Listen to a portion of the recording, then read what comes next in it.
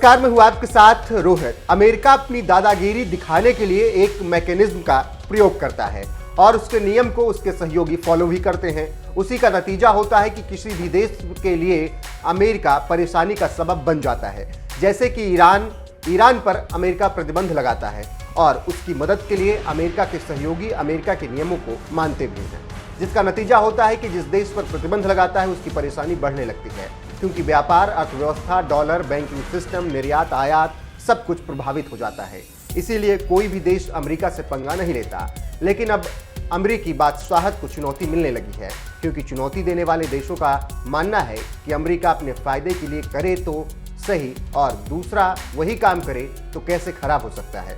और इसी को देखते हुए कई देश अमेरिका के नियमों को मानने से इनकार कर चुके हैं और उन्हीं देशों में से एक नाम है भारत। बात दरअसल ये है कि भारत ने चीन और पाकिस्तान की तरफ से आने वाले खतरों को देखते हुए रूस से हवा में मार करने वाली खतरनाक मिसाइल S-400 खरीदने का फैसला किया और इसको लेकर भारत रूस के बीच बाकायदा एग्रीमेंट भी हुआ।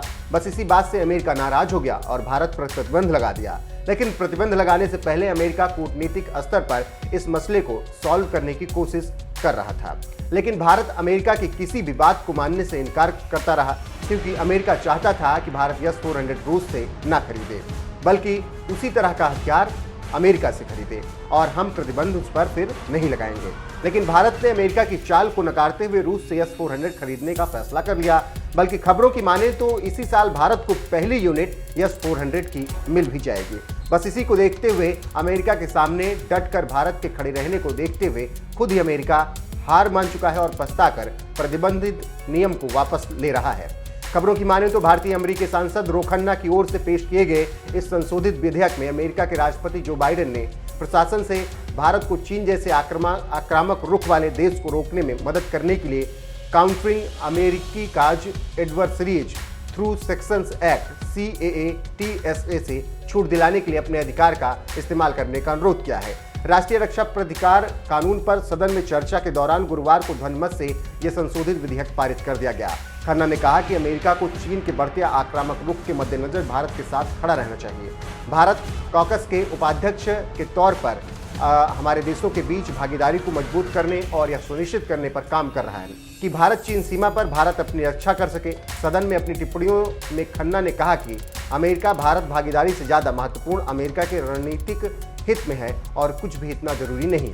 विधेयक में कहा गया कि ICET दोनों देशों में सरकारों, शैक्षणिक समुदाय और उद्योगों के बीच करीबी साझेदारी विकसित करने के लिए एक स्वागत योग्य और आवश्यक कदम है, ताकि कृत्रिम बुद्धिमत्ता, क्वांटम कंप्यूटिंग जैसे प्रौद्योगिक, एरोस्पेस और सेमीकंडक्टर विनिर्माण में नवीनतम प्रगति को अपनाया जा सके। तो आप समझ गए होंगे कि क्या हुआ। वहीं राजनीतिक विश्लेषकों की माने तो अमेरिका के लिए भारत सबसे बेहतर देश है, जिससे अमेरिका दुश्मनी लेकर अपना नुकसान नहीं कर सकता है, क्योंकि पिछले 70 सालों से अमेरिका पाकिस्तान के साथ रहा है। उसे क्या मिला वो आप बखूबी देख ही रहे। लेकिन भारत आज भी रूस के साथ है, कल भी था और अब तो रिश्ते इतने गहरे हो गए हैं कि दोनों देश सदियों तक इतिहास रचते रहेंगे। ऐसे में अमेरिकी थिंक टैंक सीधे 360 डिग्री घूमकर नियम बदल चुके हैं और प्रतिबंध हटा चुके हैं और भारत के दिल में जगह बनाने की कोशिश कर रहे हैं। देखना होगा कि इस हृदय परिवर्तन पर भारत किस तरीके से रिएक्ट करता है। यहाँ पर एक बात और आपको बताते चलें कि साल 2017 में पेश CAA-TSA के तहत रूस से रक्षा और खुफिया लेन देन करने वाले किसी भी देश के खिलाफ दंडात्मक कार्रवाई करने का प्रावधान है। इसे 2014 में क्रीमिया पर रूस के कब्जे और 2016 के अमेरिकी राष्ट्रपति चुनाव में मॉस्को के कथित हस्तक्षेप के जवाब में लाया गया था। लेकिन अब ये कानून भारत पर लागू नहीं होता है।